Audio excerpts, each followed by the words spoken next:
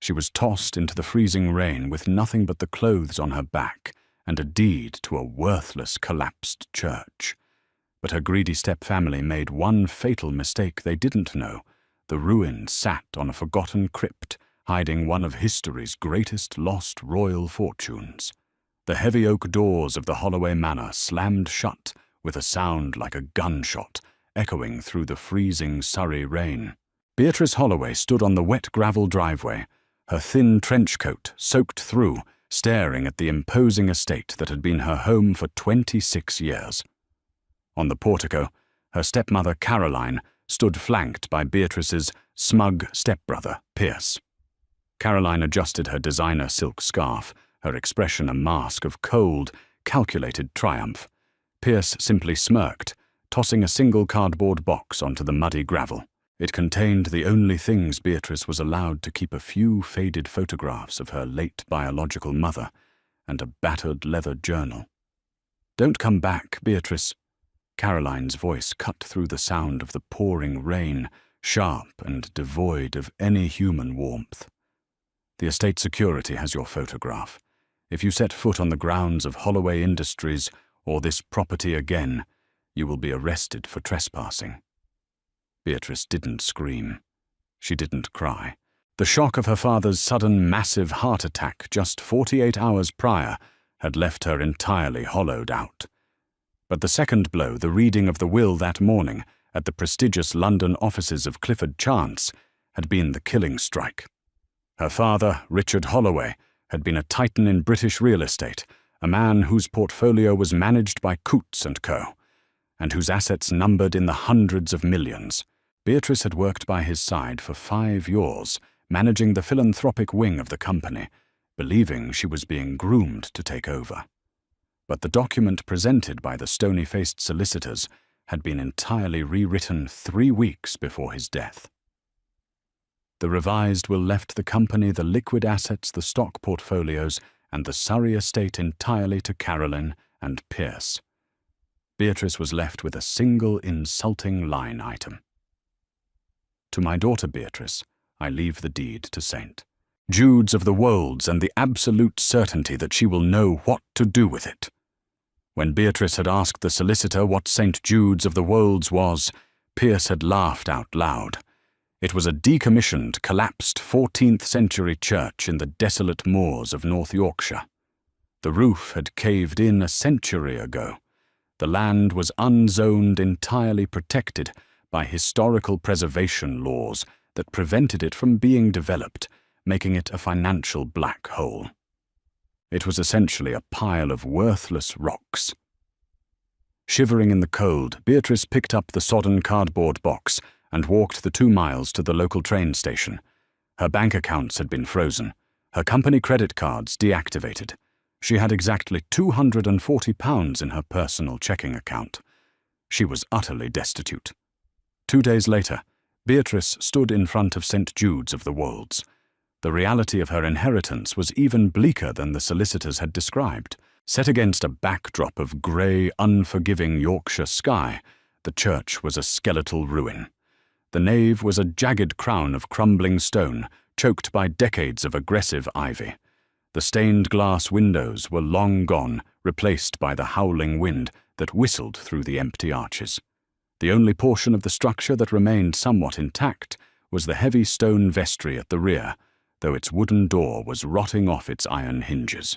Beatrice dropped her duffel bag on the overgrown grass, fighting back a wave of crushing despair. Why would her father buy this? Richard Holloway was a ruthless, calculating businessman. He didn't buy useless land. He didn't make sentimental purchases. Every acquisition had a purpose, a hidden angle, a massive return on investment. Seeking shelter from a sudden drizzle, Beatrice forced her way into the vestry. It smelled of damp earth and decaying leaves. She sat on a fallen stone pillar, exhausted, starving and entirely alone. It was then she remembered the battered leather journal her father had kept. Pierce had thrown it out thinking it was trash. Beatrice pulled it from her bag. The pages were mostly filled with her father's erratic handwriting, documenting endless meetings with contractors and local politicians. But as she flipped toward the back, the business notes stopped abruptly.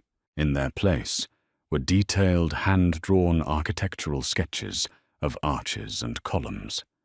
Beatrice's brow furrowed. They were sketches of St. Jude's. Tucked into the very last page of the journal was a folded piece of heavy parchment. Beatrice carefully opened it.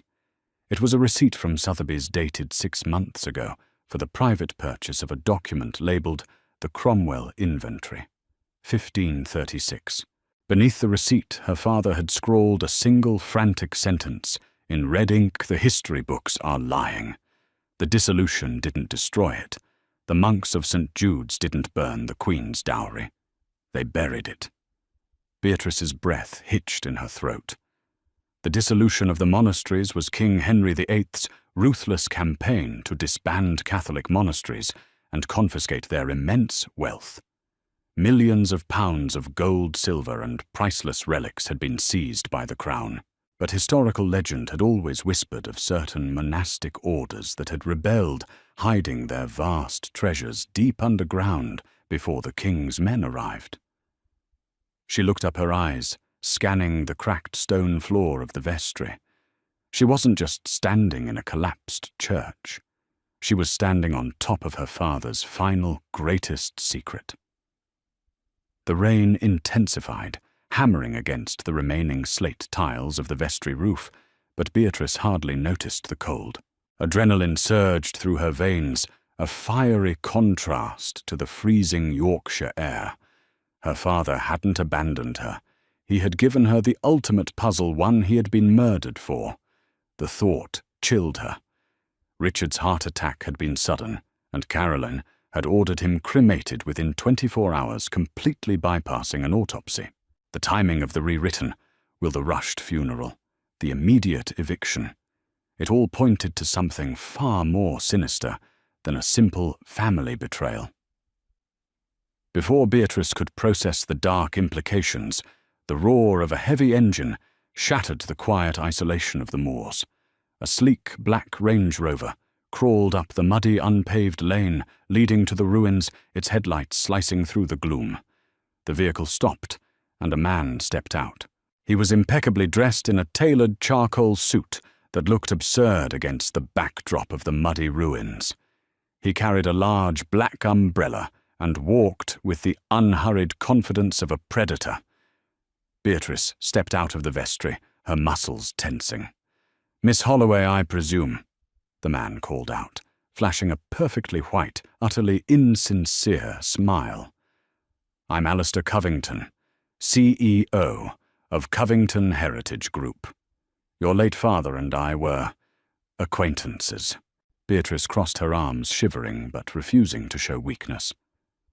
"What do you want, Mr. Covington?" Covington stepped closer, his expensive leather shoes sinking slightly into the mud. "I'll get straight to the point. I represent a private consortium that purchases historic English ruins for preservation. I offered your father a substantial sum for this parcel of land shortly before his unfortunate passing. He was stubborn, but seeing as you are currently—" He paused, his eyes sweeping over her damp clothes and the duffel bag inside the vestry. "Experiencing a transition in your lifestyle, I am prepared to offer you £50,000 for the deed. Today. The funds will be wired into your account via Barclays within the hour. £50,000. To a woman with £200 to her name, it was a lifeline. It was a warm bed food and a fresh start. But Beatrice was Richard Holloway's daughter.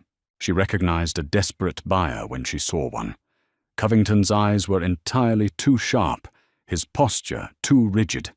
He didn't want to preserve this church. He wanted what was underneath it. "The property isn't for sale," Beatrice said, her voice steady. Covington's smile vanished instantly, replaced by a cold, hard glare. "Miss Holloway, let us not play games. You have been disinherited. You have nothing. This land is a hazard. If you refuse, my associates on the local zoning board will declare this structure an imminent public danger. The county will seize it under eminent domain, and you will get absolutely nothing. Take the money." "Get off my property," Beatrice demanded, stepping forward. Covington held her gaze for a long, menacing moment. "Your father was a foolish man at the end of his life, Beatrice. It seems arrogance runs in the blood. I will be back, and the offer will not be as generous." He turned, climbed back into the Range Rover, and sped away the tires, kicking up a spray of dark mud. Beatrice ran back into the vestry, her heart pounding against her ribs. Covington's appearance confirmed everything. Her father was close to finding it, and Carolyn must have struck a deal with Covington to get the estate in exchange for handing over the ruins. But her father had outsmarted them both by leaving the deed directly to Beatrice. Time was running out. She grabbed a heavy iron crowbar she had found in the trunk of her car and the flashlight from her emergency kit. She opened her father's journal again, shining the beam onto the sketches. 3 paces north from the high altar. Look for the bleeding rose. Beatrice stepped out into the nave, the rain soaking her hair. She located the raised stone dais where the high altar had once stood, now covered in moss and dead vines.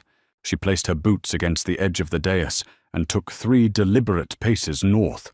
She dropped to her knees, tearing at the thick, wet sod with her bare hands. Mud caked under her fingernails as she ripped away centuries of overgrowth. Her fingers hit solid, cold stone. She frantically brushed away the dirt, revealing a massive rectangular granite slab. Carved into the center of the stone, faintly visible beneath the grime of 500 years, was a Tudor rose, but it was bisected by a deep, jagged slash. The bleeding rose. There was a rusted iron ring set into the top of the slab. Beatrice hooked the claw of the crowbar through the ring and heaved. Her muscles screamed in protest, the heavy iron biting into her palms. For an agonizing minute, nothing happened. Then, with a sickening crack of breaking mortar, the stone shifted. A rush of stale, freezing air blasted upward, carrying the distinct metallic scent of ancient dust. Beatrice pushed the slab completely aside, revealing a narrow, spiraling stone staircase descending into absolute, suffocating darkness. Swallowing her fear, she clicked on her flashlight and began the descent. The stairs were slick with moisture. The silence down here was absolute, heavy enough to crush the breath from her lungs. At the bottom of the stairs, her flashlight beam swept across a massive cavern. It was a crypt, but it wasn't a burial place for local parishioners. Lined along the walls were heavy lead-lined coffins, but they were devoid of any religious markings or names. She approached the central tomb. Unlike the others, it was wrapped in thick, forged iron chains, secured by a massive, complex padlock that looked terrifyingly modern compared to the stone around it. Beatrice looked at the lock, her pulse hammering. The keyhole was abnormally shaped, a wide cross with a notched bottom. Trembling, she reached into her pocket. Earlier that morning, buried at the bottom of the cardboard box Pierce had thrown at her, she had found an old, heavy iron key belonging to her father. She slid the key into the lock. It fit perfectly. With a loud, echoing click, the lock disengaged. Beatrice unwound the heavy chains, letting them crash to the stone floor. She pushed the heavy lid of the tomb back. It slid with a heavy, grinding groan. She shined her flashlight inside, expecting to see bones. Instead, the light hit something so bright, so violently reflective, she had to squint. The tomb was entirely filled with gold. Neatly stacked rows of solid gold ingots, each stamped with the royal seal of King Edward III. Resting on top of the bullion were velvet sacks, rotting away to reveal cascades of cut sapphires, rubies the size of quail eggs, and a solid gold chalice encrusted with diamonds. It wasn't just a fortune. It was a king's ransom, hidden in the dark since 1536. Beatrice reached out her trembling fingers, brushing the cold, heavy surface of a gold bar. Her life of poverty was over. She held the power to destroy Carolyn and Pierce. But then a sound shattered the silence of the crypt. It was the distinct heavy thud of footsteps on the stone floor of the church above, and then the echo of a man's voice drifting down the stairwell. "Fan out. If she's here, find her. And don't worry about being gentle." Covington hadn't left. He had come back with his men, and Beatrice was trapped underground with $1 billion secret. The beam of Beatrice's flashlight snapped off, plunging the subterranean vault into absolute, crushing darkness. Her breathing sounded impossibly loud in her own ears, a frantic rhythm of pure terror. Above her, the heavy boots of Alistair Covington's men struck the ancient stone of the vestry floor. The sound was accompanied by the harsh scrape of metal. They were clearing the debris away from the concealed stairwell. "The slab is moved!" A gruff voice echoed down the spiraling shaft. "Boss, she found it. The entrance is open." Beatrice pressed her back against the freezing, damp stone wall of the crypt, her mind racing. She was cornered in a dead end hundreds of feet below the desolate Yorkshire moors, with men who clearly intended to bury her alongside the Tudor gold. She clamped a dirt-streaked hand over her mouth, forcing her breathing to slow. The narrow beam of a high-powered tactical flashlight suddenly pierced the gloom of the stairwell, sweeping slowly across the stone steps. They were descending. Desperation fueled her next move. Beatrice dropped to her hands and knees, ignoring the sharp rocks tearing at her skin, and crawled blindly toward the perimeter of the vault. Her father's journal had contained detailed sketches, but she hadn't had time to study the full architectural layout. Historically monastic vaults, especially those built to hide royal dowries from the crown's inquisitors, were never designed with only a single point of entry. A dead end meant certain death for the monks protecting the hoard. There had to be an egress tunnel. Her fingers traced the base of the heavy lead-lined coffins that lined the eastern wall. The first two were immovable, cemented firmly into the floor. The flashlight beam from the stairs grew brighter. She could hear the distinct metallic click of a firearm being racked. "Fan out!" Covington's voice drifted down, smoother and deadlier than before. "She has nowhere to go. Check behind the pillars." Beatrice reached the third coffin. Unlike the others, the mortar around its base felt loose, crumbling away to reveal a deep, deliberate gap. She braced her boots against the wall and pushed against the side of the heavy sarcophagus with every ounce of strength her exhausted body could muster. For a terrifying second, it didn't budge. Then, with a harsh, grating scrape that sounded deafening in the enclosed space, the coffin pivoted on a concealed iron axis. Behind it lay a jagged hole in the masonry, barely wide enough for a human body leading into a pitch-black earthen tunnel. Without hesitating, Beatrice squeezed herself into the narrow opening, pulling the heavy coffin back into place, just as the crypt was flooded with blinding, harsh halogen light. She lay on her stomach in the claustrophobic dirt tunnel, breathless and trembling, peering through a tiny crack in the stone. Below, Covington stepped off the final stair, his expensive charcoal suit starkly out of place in the ancient catacomb. Two heavily armed men flanked him. Covington's eyes immediately locked onto the central tomb. The heavy iron lid sat pushed aside. He walked slowly toward it, his polished shoes crunching softly against the gravel. When he looked inside, the cold, calculating CEO facade completely shattered. A look of sheer, unadulterated greed washed over his face. The ambient light from the flashlights caught the massive pile of King Edward III's solid gold ingots and the cascading sapphires painting the stone vault in a glittering, fiery glow. "My God," one of the armed men whispered, lowering his weapon. "It's real. The Holloway old man wasn't crazy." "Of course it's real," Covington murmured, reaching down to pull a heavy diamond-encrusted chalice from the pile. He held it up, mesmerized. £1 billion in unregistered, untraceable antiquities, the greatest off-the-books asset in European history. He turned to his men, his eyes hardening. "But where is the girl?" "She must have slipped past us outside Mr. Covington. The vault is empty." Covington's jaw tightened. She didn't slip past us. She is on foot in the middle of nowhere with no money and no phone. Find her.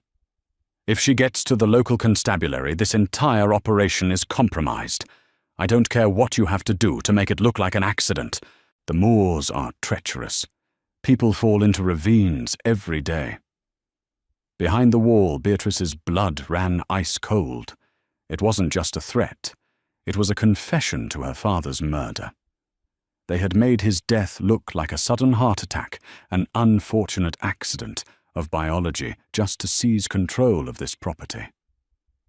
But as Covington turned away from the tomb, Beatrice noticed something else, something that made her heart stop. Covington pulled a sleek smartphone from his breast pocket and dialed a number. The Crypt's acoustics amplified his end of the conversation perfectly. "It's me," Covington said smoothly. "We've secured the primary asset. Yes, the vault was exactly where Richard said it would be. The bullion is immaculate." He paused, listening. "No, the daughter is a minor complication. My men are handling it as we speak. Get up here to St. Jude's immediately and bring the offshore holding contracts. We celebrate tonight, darling." Darling. Beatrice squeezed her eyes shut as the ultimate betrayal slammed into her. Covington wasn't just a rogue competitor. He was working directly with Caroline. Her stepmother had seduced Covington, orchestrated Richard Holloway's murder, manipulated the will and kicked Beatrice out into the street, all to lay claim to a hidden royal fortune, fury hotter and sharper than the fear ignited in Beatrice's chest. She backed slowly away from the crack, navigating the suffocating darkness of the escape tunnel. It angled sharply upward, the air growing colder and fresher with every agonizing yard. She crawled for what felt like hours, her hands bruised and bleeding, until her fingers finally broke through a thick lattice of dead ivy and wet soil. She tumbled out into the freezing Yorkshire night, collapsing into a muddy ditch roughly a quarter-mile from the ruins of St. Jude's. She looked back. The silhouettes of Covington's men were sweeping the moors with powerful searchlights. Beatrice wiped the mud from her eyes, her resolve solidifying into something entirely unbreakable. She wasn't just going to survive. She was going to destroy them. The rain had finally stopped, leaving a heavy, chilling fog rolling over the desolate moors. Beatrice stayed low, utilizing the natural dips in the terrain to evade the sweeping searchlights. She ran blindly through the wet heather for nearly an hour, until the faint yellow glow of a roadside pub appeared through the mist. It was the Black Dog, a dilapidated tavern catering to passing lorry drivers and local sheep farmers. She burst through the heavy wooden door looking like a drowned ghost. She was coated in thick black mud, her hands bleeding, her trench coat torn to shreds. The few patrons at the bar went completely silent. "I need to use your phone," Beatrice gasped, bracing herself against the scarred wooden bar. "Now! It's an absolute emergency." The burly bartender, taking one look at her wild, desperate eyes, wordlessly slid a landline across the counter. Beatrice snatched the receiver. She didn't dial the local police. Covington had already bragged about owning the local zoning board. It was highly likely his payroll extended to the county constabulary. She needed a federal hammer. She needed the one man her father had explicitly warned her never to call, unless it was a matter of life and death. She dialed the direct London line of Detective Inspector Graham Fowler, the notoriously ruthless head of Scotland Yard's Art and Antiquities Squad. "Fowler," a gruff voice answered on the third ring. "Inspector, my name is Beatrice Holloway, daughter of Richard Holloway." Beatrice said, her voice shaking but rapidly gaining strength. "I am standing at a pub in North Yorkshire, and I have hard evidence regarding a conspiracy to fence over £1 billion of stolen 16th century royal gold and the murder of my father." There was a profound silence on the other end. Then Fowler's voice dropped an octave. "Where exactly are you, Miss Holloway? Do not move." For the next 4 hours, Beatrice waited in the back office of the pub, nursing a cup of scalding tea provided by the bartender. Dawn was just beginning to break, painting the gloomy sky in streaks of bruised purple when a fleet of unmarked black tactical vehicles violently crunched into the pub's gravel parking lot. Inspector Fowler, a tall, imposing man with sharp grey eyes, marched inside. Beatrice quickly relayed everything: the rewritten will, the journal, the bleeding, Rose, the Crypt, Covington's confession, and Caroline's imminent arrival to secure the offshore contracts. Fowler didn't waste a single second. Right, we take them in the act. Back at the ruins of St. Jude's, Alistair Covington was orchestrating the removal of the first batch of gold ingots. A heavy-duty flatbed truck had been backed up to the vestry doors. Standing beside him, shielded by an expensive black umbrella, was Caroline. She was dressed in immaculate cashmere, completely unfazed by the mud, staring at the gleaming gold with an expression of sheer avarice. "I told you Richard was hiding something monumental," Caroline purred, linking her arm through Covington's. "Getting rid of him and the brat was the smartest thing we ever did." "The brat is still missing," Covington muttered, checking his watch. "But she won't survive the elements much longer. She won't have to—" A loud, amplified voice suddenly boomed across the ruins. Caroline and Covington spun around in horror. Surrounding the perimeter of the collapsed church, heavily armed officers from Scotland Yard stepped out from the morning fog. Red and blue strobe lights from hidden police cruisers violently illuminated the stone walls. "Alistair Covington and Caroline Holloway, you are surrounded," Inspector Fowler declared over the megaphone, stepping forward with his badge raised. "Put your hands on your heads and step away from the vehicle." Covington froze his face, draining of all color. Caroline shrieked, dropping her designer handbag into the mud as two officers aggressively pinned Covington against the side of the flatbed, snapping heavy steel cuffs onto his wrists. From behind the barricade of police vehicles, Beatrice stepped forward. She had washed her face and borrowed a dry fleece jacket, but she still looked like a warrior who had just walked through hell. She walked slowly toward the vestry, stopping just a few feet from her stepmother.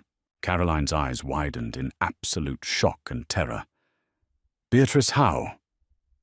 "You forgot one critical thing about my father." "Caroline," Beatrice said, her voice echoing clearly over the moaning wind. "He built an empire because he always planned 3 steps ahead. And you forgot one thing about me. I'm his daughter."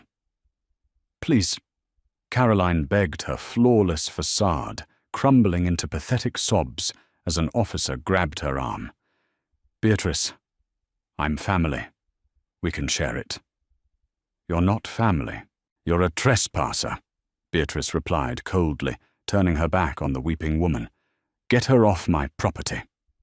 3 months later, the doors of the newly established Holloway Foundation opened to the global press. Beatrice, dressed in a sharp-tailored executive suit, stood at the podium in front of the heavily fortified, beautifully restored St. Jude's Cathedral. The Crown had claimed the gold as was customary under British law, but Beatrice's brilliant legal maneuvering and her critical role in exposing a massive criminal enterprise had secured her a historic finder's fee of 12%. It was a sum that far exceeded her father's original liquid wealth. Carolyn and Pierce were facing life in prison for conspiracy and murder, leaving Beatrice as the sole undisputed heir to Holloway Industries. She looked out at the flashing cameras, a calm, victorious smile on her face. She had been thrown to the wolves with nothing but a cardboard box and a ruined church, but she had returned, leading the pack. If this dramatic tale of betrayal, hidden history, and ultimate revenge kept you on the edge of your seat, smash that like button. Don't forget to share this incredible story of Beatrice's triumph with your friends, and subscribe to our channel for more thrilling real-life mysteries and astonishing hidden treasure sagas. Hit the notification bell so you never miss a plot twist.